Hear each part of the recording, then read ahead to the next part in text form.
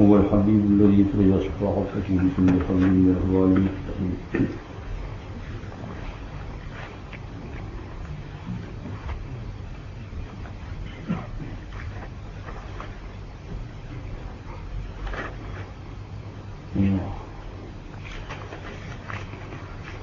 یہ حضور اکرم صلی اللہ علیہ وسلم کا وسیلے سے دعا مانگنا، یہ اس سے دعا جو ہے بہت جلد قبول بھی ہوتی ہے اور دعا کے اندر جان بھی پیدا ہو جاتی ہے.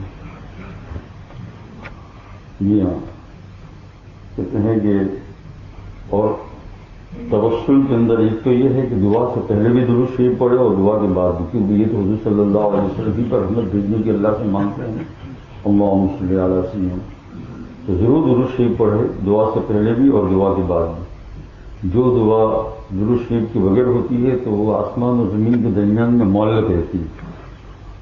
تو کم سے کم ایک مرتبہ تو پڑھ لیا جائے، اور اگر وقت ہو تو 3 مرتبہ پڑھ لیا جائے، اور زیادہ کی کوئی حد نہیں، آگے بات نہیں. یہ ہے تو درود شریف اول آخر میں پڑھے دعا کو، اور پھر کہتے ہیں کہ حدود شریعت کو محفوظ رکھے، یعنی شرک نہ کرے. کیا کرے؟ شرک نہ کرے، لیکن توسل سے دعا مانگے. یہ ابن ماجہ حدیث پاک کی کتاب ہے، اس میں جو ہے ایک باب آتا ہے، باب صلاۃ الحاجت، حاجت کی نماز سے. تو اس میں کہتے ہیں کہ عثمان بن حنیف رضی اللہ تعالیٰ عنہ صحابی ہے، ان سے روایت ہے کہ ایک اندھا آدمی، اندھے نابینا صحابی حضور صلی اللہ علیہ وسلم میں حاضر ہوا اور عرض کیا کہ دعا کیجیے اللہ تعالیٰ مجھ کو عافیت دے. تو آپ صلی اللہ علیہ وسلم فرمایا اگر تو چاہے تو اس کو ملتوی رکھو، یعنی یہ زیادہ بہتر ہے کہ تیری بینائی ایسی ہی رہے، یعنی نہ دیکھے تو، اور تجھے ثواب ملا کرے، اور اس کے بدلے میں تجھے جنت، اور اگر تو چاہے تو دعا کرو. تو اس نے عرض کیا کہ دعا ہی کر دیجیے. تو آپ نے اس کو حکم دیا کہ وضو کرے اور اچھی طرح وضو کرے.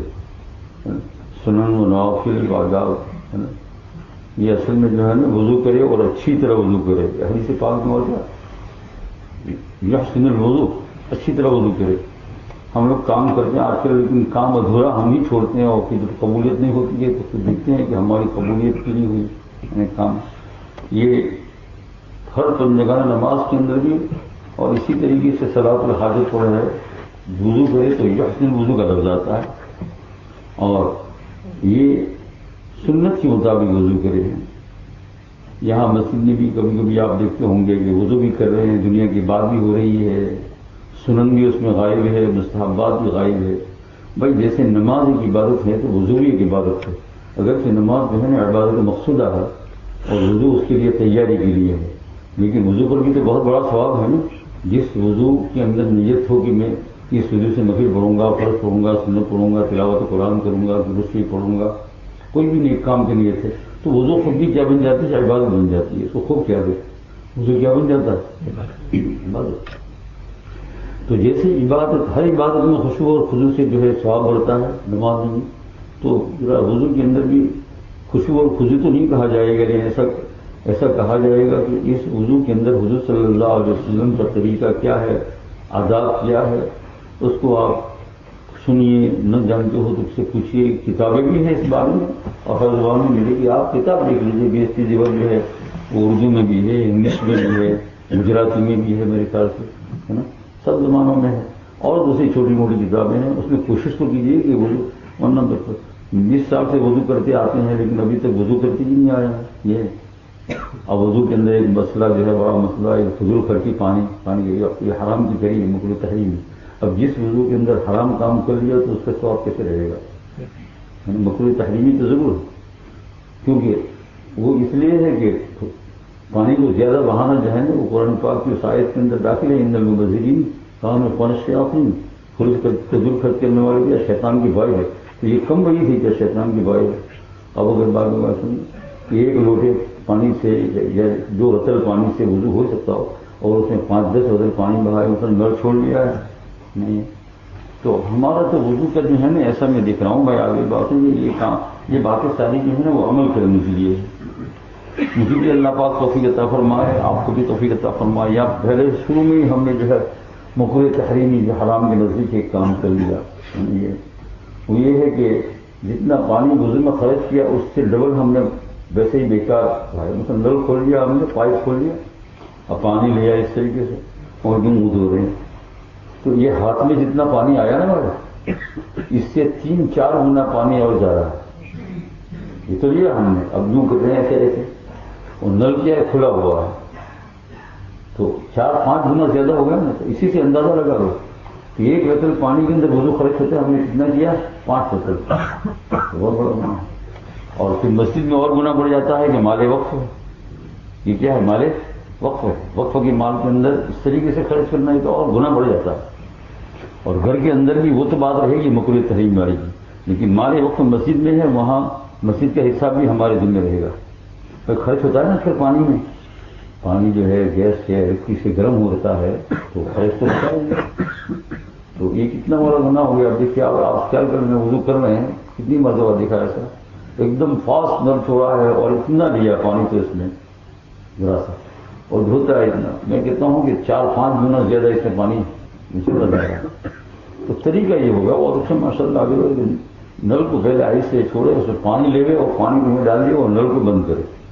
تکلیف تو ہوگی لیکن بھائی اللہ کے حکام کے اندر تکلیف نہ ہو تو کیسے ہو سکتا ہے؟ یا نہیں پانی لیا اور اس کے ساتھ اگر آپ پائپ نہیں بند کر سکتے ہیں تو کچھ نہیں، اس کو منہ پر رکھ دیا یہ اور منہ کو مسلو مت. ابھی پہلے پائپ کو بند کرو ہے نا، پھر خالی ہاتھ سے منہ کو مسلو ایسا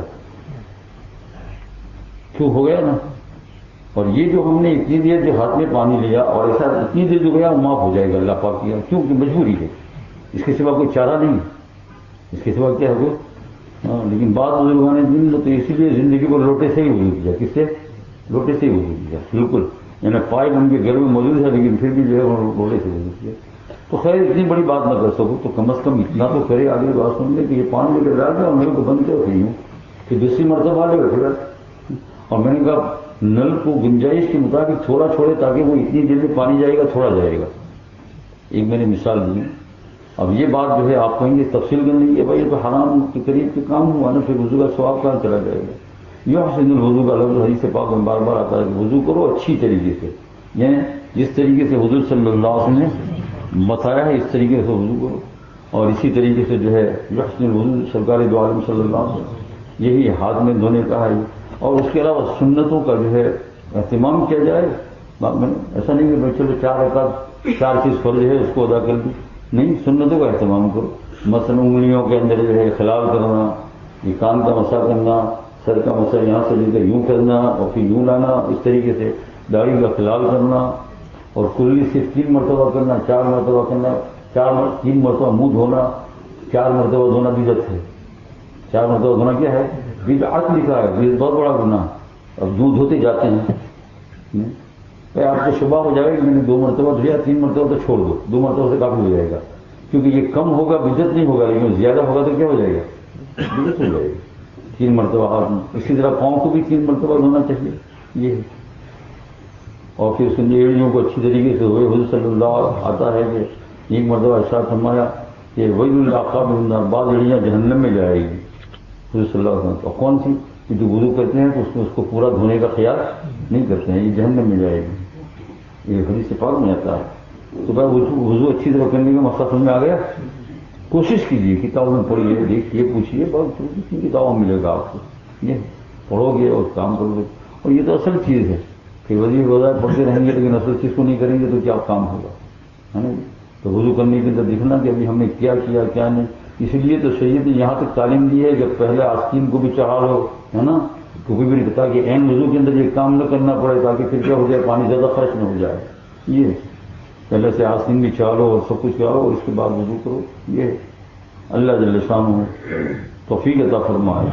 تو کہتے ہیں کہ اس کو حکم دیا اس کے بعد وضو کرے، اچھی طرح وضو کرے، اچھی طرح سمجھایا یہ، اور 2 رکعت پڑھو اور یہ دعا کرے کہ اللہ میں آپ سے درخواست کرتا ہوں اور آپ کی طرف متوجہ ہوتا ہوں حضور صلی اللہ علیہ وسلم سے، جو نبی رحمت، اے محمد صلی اللہ علیہ وسلم، میں آپ کے وسیلے سے اپنی حاجت اپنے رفیع سمجھ ہوا. اور اے محمد کہہ کر جو خطاب کرتے ہیں تو حضور صلی اللہ علیہ وسلم کو کیا سمجھے، حاضر ناظر نہ سمجھے، لیکن یہ ہے کہ فرشتے میری بات پہنچاتے ہیں یہ تاکہ وہ پوری ہو. اللہ آپ کی شفاعت میرے حق میں قبول کرے.